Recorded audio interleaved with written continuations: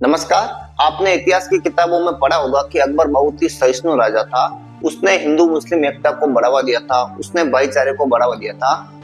इसके लिए उसने बहुत सारे हिंदू राजाओं की बेटियों से शादी की थी। लेकिन यह पूर्ण सत्य नहीं है। जो हिंदू राजा थे वो बहुत ही कायर थे, या फिर अपने राज्य को अकबर के आक्रमण से बचाने के लिए अपनी बेटियों को अकबर को सौंप दिया था। इसीलिए अकबर ने उन राजाओं पर आक्रमण नहीं किया, और जिन्होंने अकबर की अधीनता स्वीकार नहीं की उनको अकबर ने तहस नहस कर डाला, या यूं कहे तो बहुत ही क्रूरता पूर्वक कत्लेआम मचाया। ऐसी एक कहानी है चित्तौड़गढ़ की। चित्तौड़ मेवाड़ की राजधानी थी, और उस समय मेवाड़ ही एकमात्र ऐसा राज्य था जिसने अकबर की अधीनता स्वीकार नहीं की थी। इसीलिए मेवाड़ हमेशा मुगलों की आंख में खटकता रहा, क्योंकि अकबर से पहले जितने भी राजा हुए थे उस समय भी वो मेवाड़ को गुलाम नहीं बना पाए। इसलिए अकबर ने यह तय कर लिया कि इस बार वो मेवाड़ को गुलाम बनाकर ही दम लेगा। इसके लिए उसने भारी भरकम फौज तैयार की, और 40,000 से भी ज्यादा सैनिकों को लेकर वो चित्तौड़ पर आक्रमण करने निकल पड़ा। उसने चित्तौड़गढ़ किले को बाहर से घेर लिया। अकबर अपने साथ बहुत ही भारी संख्या में हाथी, घोड़े, तोपे, बहुत ही भारी संख्या में हथियार भी लाया था। उसने चित्तौड़ को पूरी तरीके से घेर लिया, लेकिन वो घेराबंदी करने के बावजूद भी चित्तौड़गढ़ किले में प्रवेश नहीं कर सका, क्योंकि चित्तौड़गढ़ किला ऊंची पहाड़ी पर बना हुआ था। इसलिए अकबर ने यह तय किया कि किले की दीवारों को तोड़ा जाए। अकबर ने चित्तौड़गढ़ किले की दीवारों को तोड़ने के लिए बहुत ही भारी संख्या में गोले बरसाए, लेकिन चित्तौड़गढ़ की दीवारें बहुत मजबूत थी, ऊंची पहाड़ी पर बनी हुई थी, नींव बहुत ही ज्यादा गहरी थी। इसीलिए अकबर इसमें असफल हो गया, और उसके बाद अकबर ने यह तय किया कि दीवारों की जो नींव है उसको खोदा जाए और दीवारों को नष्ट किया जाए।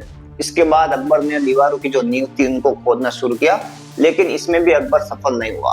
फिर दिन बीतते गए, हफ्ते बीत गए, महीनों बीत गए, लेकिन अकबर की सेना किले से बाहर किले को घेर कर बैठी रही, और अंदर जो राजपूत सेना थी, यूं कहें कि किले के ऊपर या जो पहाड़ी के ऊपर राजपूत सेना थी, वो अकबर की सेना का लगातार मुकाबला कर रही थी। लेकिन 4 महीने की घेराबंदी के कारण किले का राशन खत्म हो गया। इसके बाद चित्तौड़गढ़ किले के राजपूत योद्धा थे, उन्होंने अकबर से पूर्ण युद्ध या फिर आखिरी युद्ध करने का निश्चय किया, क्योंकि किले के अंदर राशन खत्म हो चुका, किले में पानी था वो भी लगभग सूख चुका था, और जो बाहर पानी के जितने भी सोर्स थे उनमें अकबर ने गायों को काटकर उनका खून उसमें मिला लिया था। इसके बाद राजपूत योद्धाओं ने अकबर के साथ आखिरी युद्ध करने का निश्चय किया, क्योंकि राशन खत्म हो चुका था, पानी भी बहुत कम हो चुका था, और किले के बाहर जितने भी पानी के सोर्स थे उनमें अकबर ने गायों को काटकर उनका खून मिला दिया था। इसके बाद शुरू होता है वीरांगनाओं का जोहर, क्योंकि राजपूत योद्धा थे, उन्होंने युद्ध करने का निश्चय किया। जो महिलाएं थी वो अकेली थी, इसलिए उन्होंने सभी ने जोहर करने का निश्चय किया। वो जोहर कुंड में कूद पड़ी और अपने प्राण ले लिए। इसके बाद जितने भी राजपूत योद्धा थे, लगभग 8,000 राजपूत योद्धा थे, और बाहर 40,000 से भी ज्यादा अकबर की सेना खड़ी थी। दोनों ही सेनाओं में बहुत ही भीषण युद्ध हुआ। ऐसा कहा जाता है कि 8,000 राजपूतों की सेना ने 30,000 अकबर के सैनिकों को मौत के घाट उतार दिया। इसके बाद ये भी कहा गया कि अकबर को चित्तौड़ जीतने के लिए और अतिरिक्त सेना बुलानी पड़ी, क्योंकि उसने 40,000 सैनिकों की फौज चित्तौड़ को जीतने के लिए भेजी थी। उनमें से लगभग 30,000 सैनिक मारे गए थे। इसके बाद अकबर की जो और सैनिक टुकड़ियां थी वो आई, और उन्होंने चित्तौड़गढ़ किले में जितने भी लोग थे उन सभी को कत्लेआम करना शुरू किया।